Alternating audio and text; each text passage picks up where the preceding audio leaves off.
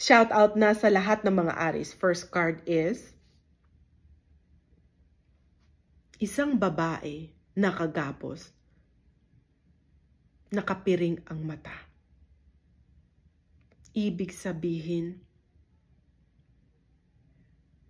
dumadaan ka sa pagsubok ng pagiging martir, pagiging bulag-bulagan. Itong espada na kapalibot sa'yo ay sumisimbolo ng paulit-ulit na dumadaan ka sa pagsubok. Paulit-ulit na lang kang nasasaktan, nabibigo dahil sa pagiging martir mo at sa pagiging bulag-bulagan mo sa nangyayari sa totoong buhay. Kung gusto mong makaalis sa sitwasyon na ito, kailangan mong baguhin ang sistema ng buhay mo. Huwag ka na magiging bulag-bulagan at maging martir. Maawa ka sa sarili mo. Kita mo, hindi ka makaalis sa sitwasyon. Para kang nakakulong. Hindi mo alam kung anong direksyon ang gagawin mo sa iyong buhay. Kung wala kang gagawin na aksyon, paulit-ulit na lang ang magiging sitwasyon ng iyong buhay. Paulit-ulit ka na lang iiyak. Paulit-ulit ka na lang masasaktan. Paulit-ulit ka na lang mabibigo. Walang mangyayari.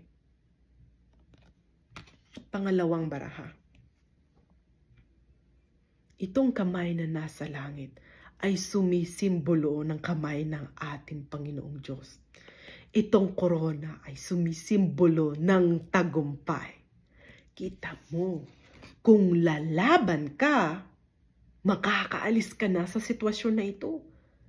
Makakamit mo ang tagumpay. Yun lang ang solusyon sa pagsubok na pinagdadaanan mo. Sa panghuling baraha, kita mo, makakamit mo na ang tagumpay. More on yellow, more on peace. Darating ang oras ng papalibutan ka ng pentacles at ubas, sumisimbolo ng kasaganahan. Itong reyna na may hawak na ibon, sumisimbolo ng contentment.